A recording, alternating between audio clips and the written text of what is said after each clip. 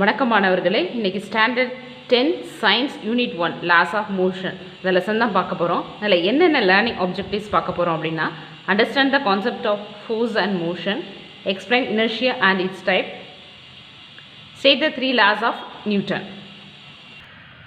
நம்மை சுற்றியுள்ள பொருட்களை பார்க்கும்போது some bodies are at rest and some are in motion. Rest and motion are interrelated terms. சில பொருட்கள் ஓய்வு நிலையிலும் சில இயங்கும் நிலையிலும் இருக்குது. Rest and motion R interrelated. இவை இரண்டும் ஒன்றோடு ஒன்று தொடர்புடையவை. Linear motion, circular motion, oscillatory motion இதெல்லாம் லோயர் கிளாஸில் பார்த்துருப்பீங்க. அதாவது நேர்கோட்டு இயக்கம், வட்டை இயக்கம், அலைவு இயக்கம் இதெல்லாம் நம்ம if a moving object speeds or slow down or changes in direction. when speeds up or slow down the body, what changes the direction of motion? ஓய்வில் உள்ள ஒரு பொருள் இயக்கத்திற்கும் இயக்கத்தில் உள்ள ஒரு பொருள் ஓய்வுக்கும் திசையை மாற்றுவதற்கும் ஒரு விசை தேவைப்படுகிறது. Push or pull is call force. தள்ளுதல் அல்லது இழுத்தல் அதை தான் நம்ம என்ன சொல்கிறோம், விசை அப்படின்னு சொல்கிறோம். Let us define force in a more scientific manner using the 3 laws proposed by Sir Isaac Newton. அறிவியல் பூர்வமாக விசை என்பதை சர் ஐசக் நியூட்டன் 3 இயக்க விதிகள் மூலமாக விளக்குறார். Newton's first law of motion, Newton's second law of motion, Newton third law of motion. நம்ம first law of motion மட்டும் பார்க்க போகிறோம். மெக்கானிக்ஸ், இயந்திரவியல் is the branch of physics that deals with the effect of force on bodies. விசையின் செயல்பாட்டால் பொருள்கள் மீது ஏற்படும் விளைவுகளை பற்றி படிக்கக்கூடிய அறிவியல் பிரிவு தான் mechanics. It is divided into 2 branches, namely statics and dynamics. இது நிலையியல் மற்றும் இயக்கவியல் அப்படின்னு 2 வகைப்படும். Statics நிலையியல். It deals with the bodies which are at rest under the action of forces. விசையின் செயல்பாட்டால் ஓய்வு நிலையில் உள்ள ஒரு பொருள் மீது ஏற்படக்கூடிய விளைவுகளை பற்றி படிக்கக்கூடிய அறிவியல் பிரிவை தான் நம்ம என்ன சொல்கிறோம், ஸ்டாட்டிக்ஸ். டைனமிக்ஸ் இயங்கியல். It is the study of moving bodies under the action of forces. விசையின் செயல்பாட்டால் இயக்க நிலையில் உள்ள பொருள் மீது ஏற்படக்கூடிய விளைவுகளை பற்றி படிக்கக்கூடிய அறிவியல் பிரிவை தான் நம்ம என்ன சொல்கிறோம், டைனமிக்ஸ் அப்படின்னு சொல்கிறோம். Dynamics is further divided into 2 types, kinematics and kinetics. இயக்கவியல். It deals with the motion of bodies without considering the cause of motion. இயக்கவியல் என்பது இயக்கத்தை ஏற்படுத்தும் விசையினை கருத்தில் கொள்ளாமல் அந்த இயக்கத்தினை மட்டுமே விளக்குவது இயக்கவியல் அப்படின்னு சொல்கிறோம். கைனடிக்ஸ் இயக்க விசையல். It deals with the motion of bodies considering the cause of motion. பொருளின் இயக்கத்தையும் அதற்கு காரணமான விசையை பற்றி விளக்குவது. Force and motion விசை மற்றும் இயக்கம். According to Aristotle, a Greek philosopher and scientist, the natural state of earthy bodies is rest. He stated that the moving body naturally comes to rest without any external influence of the body. Such motion are termed as natural motion or force independent. Aristotle அப்படின்ற கிரேக்க நாட்டில் வாழ்ந்த ஒரு அறிவியல் அறிஞர் என்ன சொல்கிறாருன்னா, இயங்குகிற பொருள்கள் யாவும் தாமாகவே இயற்கையாகவே ஓய்வு நிலைக்கு வந்தடையும். அதை ஓய்வு நிலைக்கு கொண்டு வர எந்த ஒரு எக்ஸ்டர்னல் ஃபோர்ஸும் தேவையில்லை. அதை நான் என்ன சொல்கிறாரு, நேச்சுரல் மோஷன் இயற்கையான இயக்கம் சொல்கிறார். He also proposed that force, a push or pull, இழுத்தல் அல்லது தள்ளுதல் மூலமாக அதை திருப்பி ஓய்வு நிலைக்கு கொண்டு வந்தால் அது என்ன சொல்கிறாங்க, violet motion R force dependent. Galileo proposed the following concept about force, motion and inertia. Galileo விசை, நிலைமம், இயக்கம் பற்றி சொல்கிறாரு. The natural state of all earthy bodies is either the state of rest or at the state of uniform motion. இயற்கையில் உள்ள புவிசார் பொருட்கள் யாவும் இயல்பான ஓய்வு நிலை அல்லது சீரான இயக்க நிலையிலோ தொடர்ந்து இருக்கும்.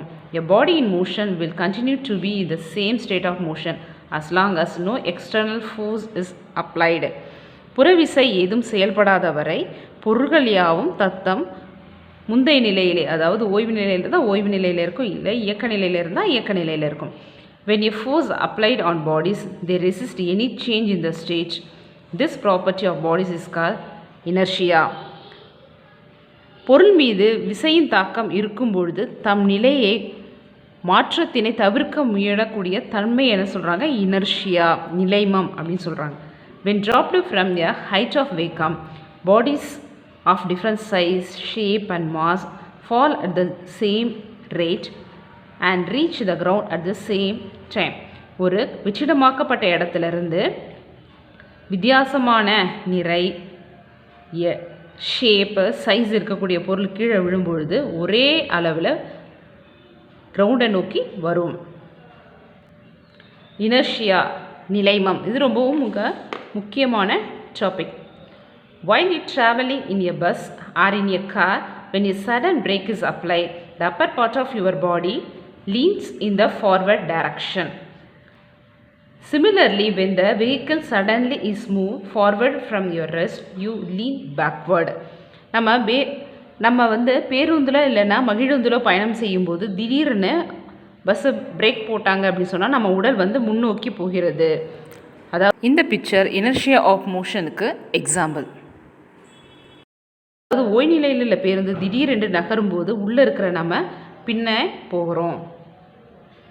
இதுக்கு ரீசன் என்னன்னா, this is due to anybody would like to continue to be in the state of rest or in the state of motion. This is known as inertia. நம்ம தொடர்ந்து இயக்க நிலையிலேயோ அல்லது ஓய்வு நிலையிலேயோ இருக்க விரும்புகிறோம். The inherent property of your body to resist any change in its state of rest or in the state of uniform motion unless it is influenced upon by an external unbalanced force is known as inertia.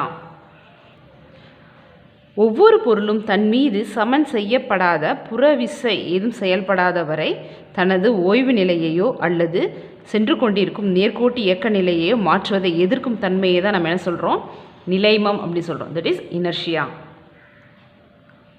நிலைமத்தின் வகைகள். Inertia of rest. The resistance of a body to change its state of rest is call inertia of rest. நிலையாக உள்ள ஒவ்வொரு பொருளும் தனது ஓய்வு நிலை மாற்றத்தை எதிர்க்கக்கூடிய பண்பை ஓய்வில் நிலைமம் அப்படி சொல்கிறோம். Inertia of motion. இயக்கத்தில் நிலைமம். The resistance of a body change its state of motion is call inertia of motion. இயக்க நிலையில் உள்ள ஒரு பொருள் தமது இயக்க நிலை மாற்றத்தை எதிர்க்கும் பண்பு இயக்கத்தின் நிலைமம் எனப்படும். Inertia of direction. திசையில் நிலைமம். The resistance of a body to change its direction of motion is called inertia of direction. இயக்க நிலையில் உள்ள ஒரு பொருள் இயங்கும் திசையில் இருந்து மாறாது திசை மாற்றத்தினை எதிர்க்கும் பண்பு திசையில் நிலைமம் எனப்படும். Examples of inertia. நிலைமத்திற்கான எடுத்துக்காட்டு. An athlete runs some distance before jumping because this will help him jump longer and higher. இந்த பிக்சர் இனர்ஷியா ஆஃப் மோஷனுக்கு எக்ஸாம்பிள். எழுதல் போட்டியில் பங்கேற்பவர் என்ன பண்ணுவார்னா, கொஞ்சம் தூரம் ஓடி அதுக்கு அடுத்து ஜம்ப் பண்ணுவார். எதுக்கு அது மாதிரி பண்ணுறாரு அப்படின்னு சொன்னால், அதிக தூரம் நீண்ட உயரம் தாண்டுவதற்காக. This is an example of inertia of motion. When you make a short turn while driving a car, you tend to lean sideways. Inertia of direction. இந்த பிக்சர் இனர்ஷியா ஆஃப் டைரக்ஷனுக்கு எக்ஸாம்பிள்.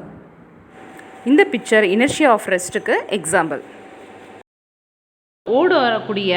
ஓடு மகிழ்ந்து வளைவு பாதையில் செல்லும்போது பயணியர் ஒரு பக்கமாக சாய்கிறாங்க. அதுக்கு காரணம் திசைக்கான நிலைமம். When you vigorously shake the branches of a tree, some of the leaves and fruits are detached and they fall down. Inertia of rest. கிளைகளை நல்லா உழுக்கணும் அப்படின்னா மரத்தில் இருக்கக்கூடிய இலை பழுத்த காய்கள்லாம் கீழே விடும். இது example for inertia of rest. Linear momentum. நேர்கோட்டு உந்தம். The product of mass and velocity of a moving body gives the magnitude of linear momentum. இயங்கும் பொருளுடைய நிறை மற்றும் திசை வேகத்தினுடைய பெருக்கல் பலனை என்ன சொல்கிறோம்? உந்தம், மொமெண்டம் அப்படி சொல்கிறோம். It act in the direction of the velocity of the object. இதன் திசையானது பொருளின் திசையிலேயே அமையும். இது ஒரு vector quantity. Linear momentum is equal to mass into velocity. Rho is equal to m into v. இந்த picture inertia of rest example. Newton's first law. நியூட்டனுடைய முதல் விதி. Everybody continues to be in its state of rest or the state of uniform motion along a straight line unless it is acted upon by some external force. இதுதான் ஒரு box. இது வந்து எப்படி இருக்குது, ஓய்வு நிலையில் இருக்குது. இதை வந்து ஒரு ஃபோர்ஸ் வந்து இப்படி தள்ளுது. ஸோ என்ன ஆகுது, ஒவ்வொரு பொருளும் புறவிசை எதுவும் செயல்படாத வரை தனது ஓய்வு நிலையிலேயே இருக்கும். இப்படி ஒரு நேர்கோட்டில் போகுது அப்படின்னு சொன்னால் தொடர்ந்து அந்த நேர்கோட்டு இயக்கத்திலேயே இருக்கும். So Newton first law state that everybody continues to be in its state of rest or the state of uniform motion along a straight line unless it is acted upon by some external force. Force is an external effect in the form of push or pull. விசை என்பது இழுத்தல் அல்லது தள்ளுதல் அப்படின்ற புற செயல் வடிவமுடையது. Producers or tries to produce a motion of a static body. ஓய்வில் உள்ள பொருளை இயக்குவதற்கு அல்ல இயக்க முயற்சிப்பதற்கான செயல். Stops or try to stop the moving body. இயங்கிக் கொண்டிருக்கும் பொருளை நிறுத்த அல்லது நிறுத்த முயற்சிப்பதற்கான செயல். Changes or tries to change the direction of motion of a moving body. இயங்கிக் கொண்டிருக்கும் பொருளுடைய திசையை மாற்ற அல்லது மாற்ற முயற்சிக்கின்ற செயல். இது எல்லாமே என்ன சொல்கிறோம், நம்ம ஃபோர்ஸ் சொல்கிறோம். Force has both magnitude and direction. So it is a vector quantity. அதற்கு எண் மதிப்பும் திசையும் உடையது. இது vector quantity. Types of forces, விசையின் வகைகள். Based on the direction in which the forces act they are classified into two types, like parallel forces, unlike parallel forces. விசைகளை அவை செயல்படும் திசை சார்ந்து இரு வகைகளாக பிரிக்கலாம். ஒத்த இணை விசைகள், மாறுபட்ட இணை விசைகள். லைக் பேரலல் ஃபோர்ஸஸ், ஒத்த இணை விசைகள். Two or more forces equal or unequal magnitude acting along the same direction parallel to each other are called parallel forces. இரண்டு அல்லது இரண்டிற்கு மேற்பட்ட சமமான அல்லது சமமற்ற விசைகள் ஒரே திசையில் ஒரு பொருளின் மீது இணையாக செயல்பட்டால் அதை என்ன சொல்கிறோம், ஒத்த இணை விசைகள் அப்படி சொல்கிறோம். Unlike parallel forces, if two or more equal forces or unequal forces act along opposite direction parallel to each other, then they are called parallel forces. இரண்டு அல்லது இரண்டிற்கு மேற்பட்ட சமமான அல்லது சமமற்ற விசைகள் எதிரெதிர் திசையில் ஒரு பொருளின் மீது இணையாக செயல்பட்டால் அவை மாறுபட்ட இணை விசைகள் என்று அழைக்கப்படுது. ரிசல்டன்ட் ஃபோர்ஸ், தொகுபயன் விசை. When several forces act simultaneously on the same body, then the combined effect of the multiple forces can be represented by a single force which is termed as resultant force. பொருள் மீது பல்வேறு விசைகள் செயல்படும் போது அவற்றின் மொத்த விளைவை ஏற்படுத்தக்கூடிய ஒரு தனித்த விசையை நம்ம என்ன சொல்கிறோம், தொகுபயன் விசை அப்படின்னு சொல்கிறோம். The resulting force of all the forces acting on a body is equal to 0, then the body will be equilibrium. Such forces are called balanced forces. தொகுபயன் மதிப்பு 0 அப்படின்னு சொன்னால் பொருள் சமநிலையில் இருக்குது. இவ்விசைகளை என்ன சொல்கிறோம், சமன் செய்யப்பட்ட விசைகள் அப்படின்னு சொல்கிறோம். If the resultant force is not equal to 0, then it causes the motion of your body due to unbalanced forces. தொகுபயன் மதிப்பு 0 இல்லை அப்படின்னு சொன்னால் அது பொருட்களின் இயக்கத்திற்கு காரணமாக அமைகிறது. இதை என்ன சொல்கிறோம், சமன் செய்யப்படாத விசை அப்படின்னு சொல்கிறோம். Example, drawing water from a well, கிணற்றிலிருந்து நீர் எடுக்கப்படக்கூடிய செயல்.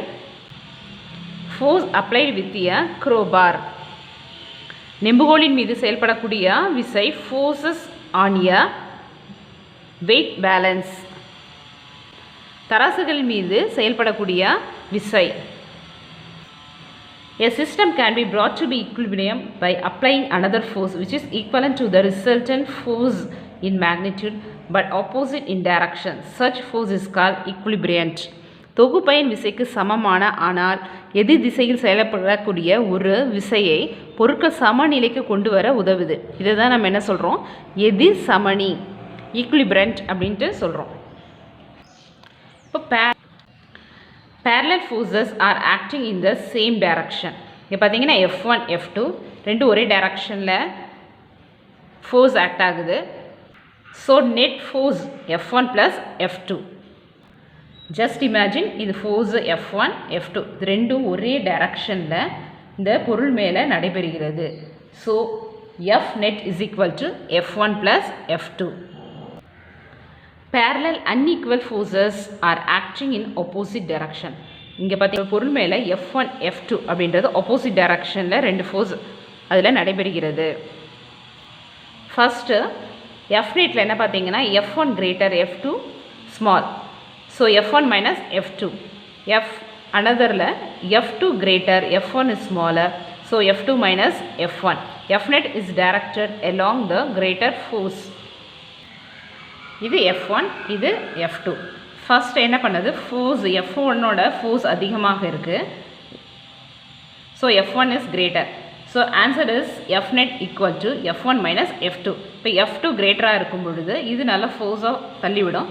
So F net is equal to F2 minus F1. Parallel equal forces are acting in opposite direction in the same line of action. சமமான விசைகள் எதிரெதிர் திசையில் ஒரே நேரத்தில் ஒரே நேர்கோட்டில் செயல்பட்டால் இப்போ F1 F2 ரெண்டுமே சேமாக F2 ரெண்டுமே என்ன பண்ணுது ஒரே நேர்கோட்டில் ஆப்போசிட் டைரக்ஷனில் செயல்படுது. So F net equal to F1 minus F2. So F1 F2 ஈக்குவலாக இருக்கும்போது F net equal to 0. பாருங்கள் parallel equal forces F1 F2 ரெண்டுமே ஒரே பொருள் மேலே செயல்படுது in opposite direction. So the resultant will be a 0. இந்த லெசனோட கண்டினியூவேஷன் நெக்ஸ்ட் வீடியோவில் பார்க்கலாம்.